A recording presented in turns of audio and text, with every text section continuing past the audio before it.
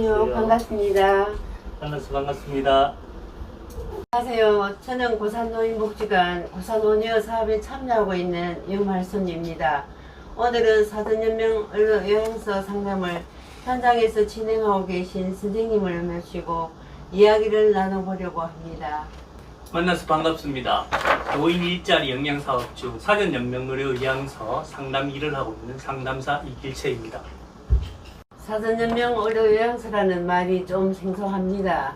정확히 어떤 의미인지 또 왜 필요한 건지 소개해 주실 수 있을까요? 사전연명의료 의향서란 19세 이상 성인이 향후 임종 과정의 환자가 될 때를 대비하여 연명의료 중단 등 결정 및 호스피스에 관한 의사를 문서로 작성한 것을 말합니다. 좀 쉽게 설명하자면 임종이 가까워 회복 가능성이 없는 상태에서 인공호흡기 착용이나 심폐소생술 같은 의학적 연명의료를 받지 않겠다는 뜻을 미리 문서로 밝혀두는 것을 말한다고 할 수가 있습니다. 이 문서를 작성해 두면 나중에 의사결정이 어려운 상황이 되었을 때 자신이 원하는 방식, 즉 연명의료 없이 남은 삶을 존엄하게 마무리할 수 있도록 도와주는 중요한 서류라고 할 수가 있습니다. 그러면 나중에 가족들이 대신 결정하지 않아도 되겠네요? 네, 그렇습니다. 꼭 당부드리고 싶은 게 있습니다. 사전연명의료 의향서를 작성하시고 저희가 등록을 하면 국립연명의료관리기관으로부터 등록되었다는 문자를 받게 됩니다. 이때부터 효력이 발생됩니다. 또한 한 달 전후로 일반으로 이와 같은 사전연명의료 의향서 등록증이라는 것을 받게 됩니다.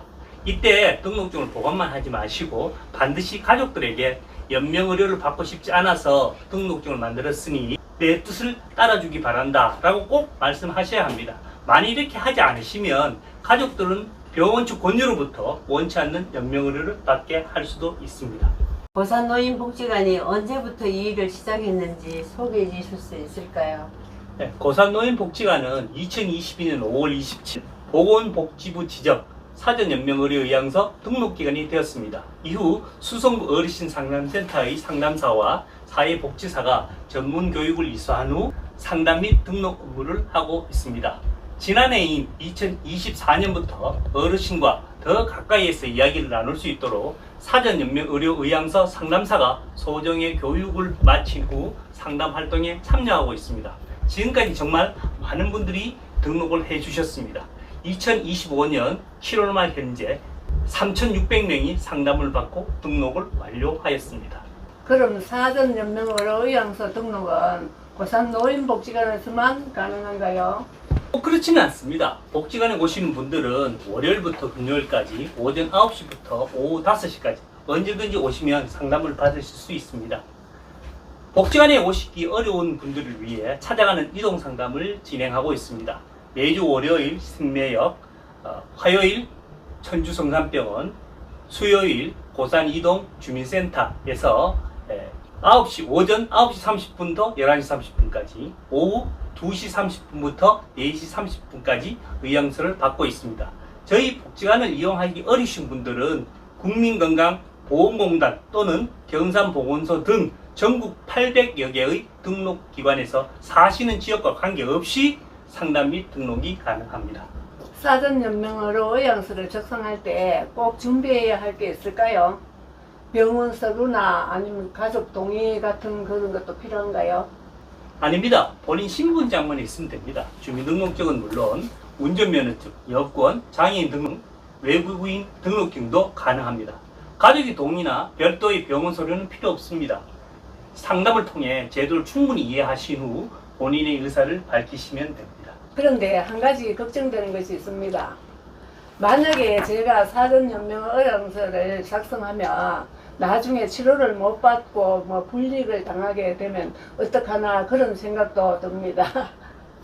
네, 그런 걱정을 하시는 분도 있습니다. 결론부터 말씀드리자면 걱정하지 않으셔도 됩니다.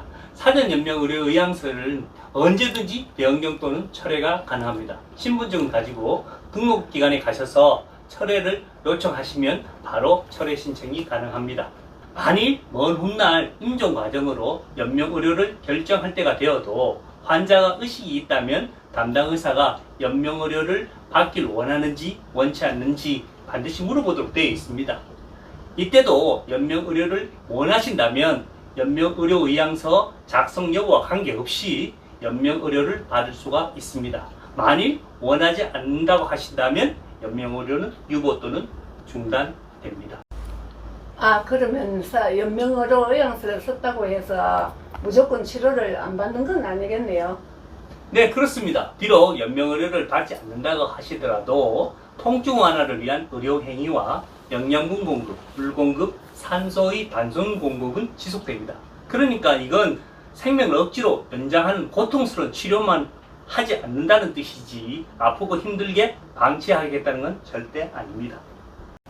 사전 연명의료 의향서에서 중단되거나 유보되는 항목에는 무엇이 있나요? 심폐소생술, 인공호흡기 착용, 혈액투석, 항암제 투여, 체외 생명유지술, 수혈, 혈압 상승제 투여가 있습니다. 그 밖에 담당 의사가 환자의 최선의 이익을 보장하기 위해 시행하지 않거나 중단할 필요가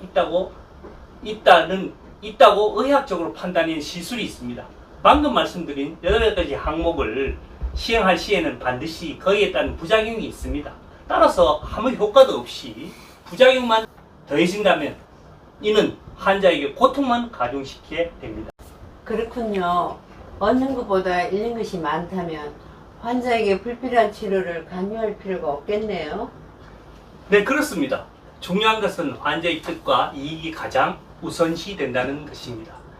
가족들과 충분히 논의하신 후 사전 연명의료의향서를 작성하신다면 더 좋을 것 같습니다. 마지막으로 꼭 전하고 싶은 말씀이 있을까요? 누구나 죽음보다 삶을 더 소중하게 여기며 죽음을 멀리하고 싶어 하지만 죽음은 누구에게나 공평하게 적용됩니다. 얼마나 오래 사느냐가 아니라 얼마나 보람있고 얼마나 행복하게 사느냐가 더 중요하지 않을까 생각합니다. 임종에 가까운 소중한 시간에 효과 없는 치료에 의지하기보다는 가족과 손을 잡고 따뜻한 이야기를 나누며 이별을 준비하는 것이 더 의미 있는 일이 아닐까 생각합니다. 따라서 어르신들께서도 너무 무겁게 생각하지 마시고 유비무환의 마음으로 사전 연명의료의향서를 작성을 한 번쯤 고민해 보시면 좋겠습니다. 그리고 무엇보다 남은 삶을 더 보람있고 더 즐겁고 더 행복하게 지내시길 진심으로 바랍니다.